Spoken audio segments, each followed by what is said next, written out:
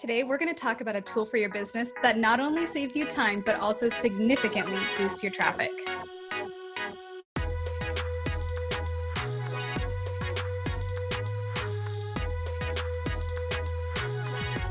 It's no new news that social media is incredibly visual. We like and share content that appeals to our eyes. Sure, we know that as a blogger, but oftentimes to produce such eye-catching content can feel a little overwhelming, a little daunting. And in this video, I want to show you a simple way to cut out a bit of that work, save yourself some time by creating Pinterest templates. Pinterest templates are fantastic because then you don't need to keep recreating an eye-catching Pinterest image every single time you want to create a graphic for your website. So in this video, I'm going to walk you through some essential components that you want to make sure that you have in your Pinterest graphic as you get everything set up. Then by the end of you watching this and implementing what I share, you'll have a template that you can use every single time you want to go and share some content from your blog. So let's get started. One of my favorite tools for creating these Pinterest-worthy graphics and any type of graphic for your blog is actually a free tool called Canva.com. It's amazing because they have templates based on the size of the image that you're going to need. So you don't need to do all the research and figure out, okay, how big does a Twitter graphic need to be? It's all set up for you. Not only that, you'll see here it saves my work, which we will be talking about in a second. So I can go back into this stuff and edit it based on whatever I'm working on. From the top of the screen, you're going to click on More. And More is going to take you to a page that has all kinds of sizes. And the one I want to direct your attention to is the one that is Pinterest graphic. This is 735 pixels by 1,102 pixels. It's that common length graphic that you probably see when you are looking on Pinterest and you see those nice long images. Now, heads up, I'm going to be tweaking this by myself, but I found that I've been watching, especially one particular pin that's gone viral by a blogger that was kind of their best content, and they made the graphic a little bit longer. And I'm noticing it's getting more pins. So maybe that's not necessarily something you do for all of your pins, but perhaps you have a post that's getting high traffic. You might want to go for a longer pin. It's going to take up more space as people are scrolling through on Pinterest. Now, another thing in regards to the sizing is one of the best pinning graphics, not best, but one that works effectively is an infographic. An infographic is nice because it contains all that meaty information that people want right off the bat. So it gets a lot of repins because you're giving them all the information at once. And I'll be showing you an example of that a little bit later. But if you want the infographic, you can scroll down and find it listed here. And if you can't find it, you can just do a quick search on the page as well. So what we're going to do is we're actually going to create a Pinterest graphic. When you open this up, there are different options for layouts that you could use. So let's say you just don't consider yourself super creative, that's fine. There are free and paid ones here that you can use to get started with. So let's just say we take this one here. If we want to get started with it, you can customize it to reflect more of your brand color. So perhaps your brand has more of a blue to it, that changed that font. Maybe you don't really have this pink. Perhaps you have more of a darker, let's do a yellow. Do a yellow so you can change the different aspects to yellow and it remembers it. You can also, if you know the hex code for your color scheme for your website, which I recommend you have a specific color scheme for your website. You can enter in that specific code. So for me, I actually have laid out on my Pinterest or on my Canva page, I created this graphic that has my whole color scheme and what the codes are for the colors. So if you don't have that, take a couple steps back, make sure you get that set up because it's going to save you so much time in your business. And it starts to reflect a consistent brand, which is what people are going to be looking for. So you can customize it. You can type in new text. You can do whatever you want with it. And then what's nice about it is, let's say I created this post and I want to go in and create a new one. I can click on this, copy this page. These two little squares to the right of the image, I can click on that and it creates a duplicate. But what I recommend is don't make all of your pins look exactly the same. Let me give you an example of this. One example of this is by looking at posts by Caitlin Botcher. I hope I'm pronouncing her name right. When you look at her page, she has a very consistent look and feel to the pins that she has on Pinterest. I've noticed, see this one up here, how to create a mind-blowing content. That's more of her older template, but her newer stuff looks very much like this. It has her blog post, it has a free option for her people and information on her website. And then all she did was she changed her colors every time she pinned that post. That's all she really had to do. So look at how much time she's saving for herself. She doesn't need to come up with a brand new fancy graphic every single time.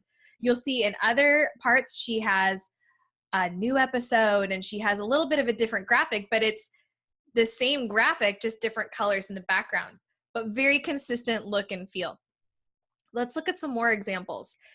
Ellen Company is one of my favorite websites to follow. I just love the content. And what I totally adore are these templates here. You'll see these ones that are just so simple. And you know that just took her hardly any time to do. But when I see these pins on Pinterest, I know it's her. And so I know I'm going to click on it. She has built that trust with me over time. Now, not everything that she has that image. You'll see she spices it up with a couple of other types of graphics. But as far as what her blog post title is, this is how she has it set up. And it's really awesome branding. Awesome branding. Another person that I like is Mira Cawthon. She has an extremely consistent look and feel to her website. She has the same color scheme, but notice how she plays around a little bit with how it looks. So the one here, the key steps to a sales and traffic boosting content calendar, it looks slightly different from the one that's 7 powerful ingredients to make 1K in affiliate income. She makes a couple of little tweaks, but overall, it's relatively the same, which I think is incredibly helpful and useful. So let's go back to where we were.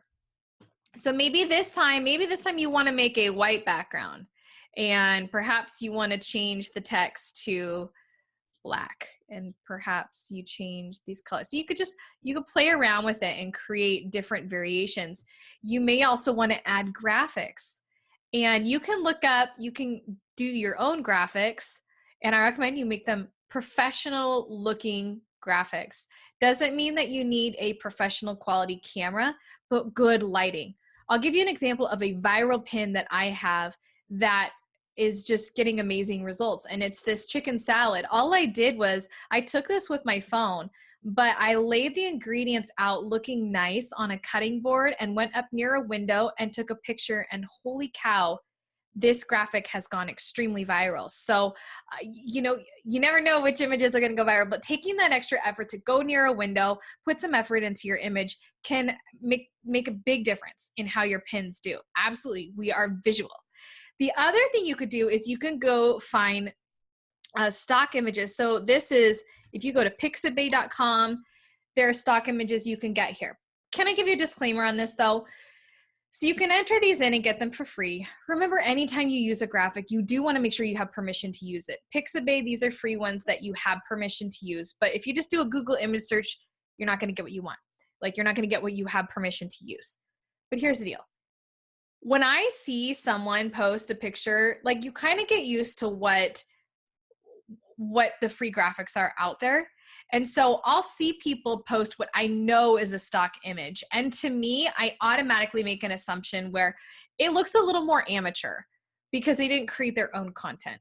Like, I don't know, I lose a little trust. If I've seen that same image in other people's photos, I know it's not original. And it just weakens that trust. So perhaps early on you start with this, but I recommend you move towards creating your own content. I cheat on mine. I cheat with my graphics because I'm not a very professional photographer. Like I showed you, that was a by chance, I happened to take a pretty photo, but I try to set things up and I try to make something look great. It just doesn't. It's not my thing. So my hack is I have my template. Let me show you what it looks like. Mine doesn't have any pictures on it, and that's okay. You don't have to have pictures on it.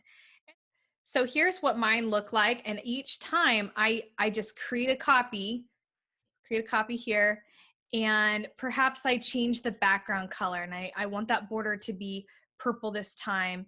And maybe I want this font to be my greenish or teal color. And maybe I want this to be, you know, black. And then I can import a new image. I have some of my images set up over here. So maybe this time I want to include a phone instead. So I might have a phone or whatever. You can come up with something, and you tweak it over time to see what works, and come up with different solutions.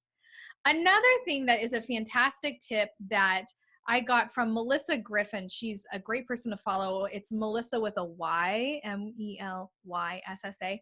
One of the things she does is in every pin that she has, she recommends you have a call to action. And this, when she tried this, it significantly boosted the number of saves that she got on her pins.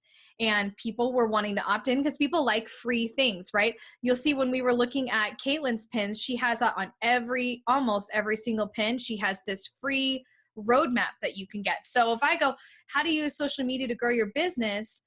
And then I go, oh, wait, she's got something free, and you might want to click on it. So as you're creating your graphic, you might want to add in a free option. I've had someone ask me before, how do you get the screenshot of your free option? I create all of my free graphics in here. So when I create my free ebooks, this is the exact tool that I use. So here was a meal plan that I did. So what you can actually do is you can take a screenshot of your image. Windows, I believe, has something called a snipping tool. And on the Mac, it's just Command-Shift-4. So I'm going to click on that now, and I am going to capture this image. And you want to kind of test this to make sure that it's not incredibly pixelated on your website, but you just capture the border of that image. It's loading right now, but there we go. Okay. You capture kind of just that outline, and then you hop on over to where your graphic is, and you'll see I've added it over here. Again, pay attention to maybe if it's too pixelated, it just looks a little off, you could change it. Mine does look a little blurry. I don't freak out about it. I think people know it's just condensed. But you have that right there, free. And I probably should have a title free right here so that people know that there's a free option. I see got an arrow pointing to it here. But yeah, now that I'm looking at it, I'm thinking, man, I should add the word free here so that people know they get a little free offer as they check things out. So those are the big things. Let me show you another graphic that went viral that was incredibly helpful. And that one is a meal plan I had. Now, this is an example of an infographic I was telling you about. So this gives everyone the information right in the post. So I don't necessarily recommend that you have an infographic with every single post that you do, but as you go back and you edit your content, maybe over time after a couple months, go back in and see what could I pull from this to put into an infographic. Maybe you research some statistics. Maybe there are some really good bullet points or tips in that post that you can add into an infographic. Those are some things to take into account because people like to get all that information right there at once. Lastly, another thing that you can do is look at the pins that you personally like to repin and analyze them a little bit. What do you like about them? You can also go into the analytics section of your Pinterest profile. If you haven't switched your Pinterest profile over to a business profile yet, I walk you step by step, screen by screen, click by click through how to do it. Just go to methodicalblogger.com/Pinterest-business. I don't just talk about how to do the switch though. I actually walk you through how to set up your profile so that you're really directing traffic to your page and you're starting to establish yourself as an authority on your topic on Pinterest. So I hope this helps, and I want to challenge you to create those graphics, set up a awesome Pinterest worthy graphic that you can just keep reusing those templates every single time that you're pinning to Pinterest. All right, for more tips and tricks on how to establish systems and create simple steps for your blogging business, visit methodicalblogger.com. Bye, everyone.